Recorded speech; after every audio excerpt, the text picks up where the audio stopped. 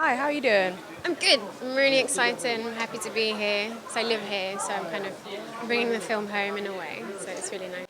And how did you get involved in the project?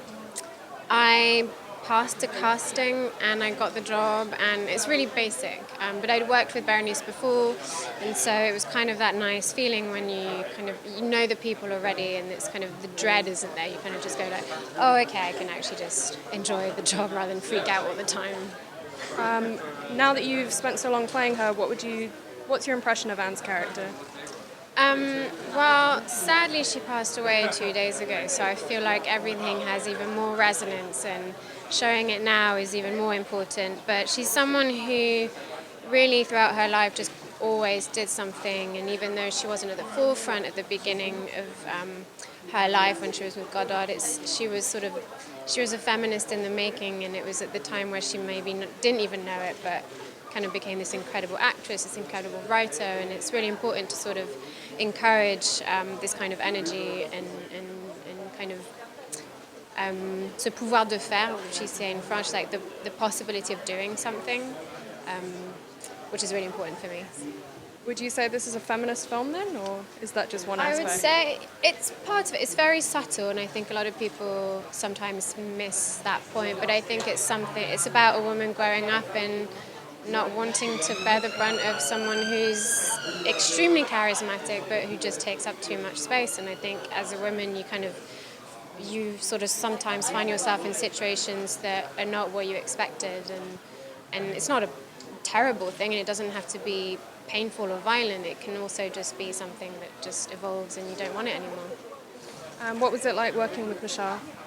Awful. I mean, he's a horrible human being, as you can see.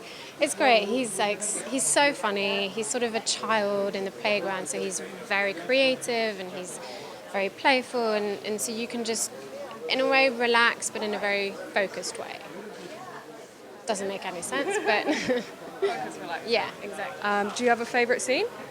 The car scene, because we're all in this car and we did it over 2 days, and there's something about the rhythm, there's something about all the characters being in this car being all so different, and we took about 33 takes because it's a long sequence shot, so everyone had to be on point and everyone had to not laugh, and that's very difficult when you have everyone that's just so incredibly funny. But in a way it's a bit like an Italian comedy, and you find that rhythm back, and I really loved it. And what have you thought of the reception so far? It's been good. I mean, I'm happy to finally show the film, because there was so much talk around us making it because it was a real person, but we were making it into a comedy, and now I'm just happy that it's sort of out. The reception is, it's such a personal thing that I can't really gauge what happens in that way.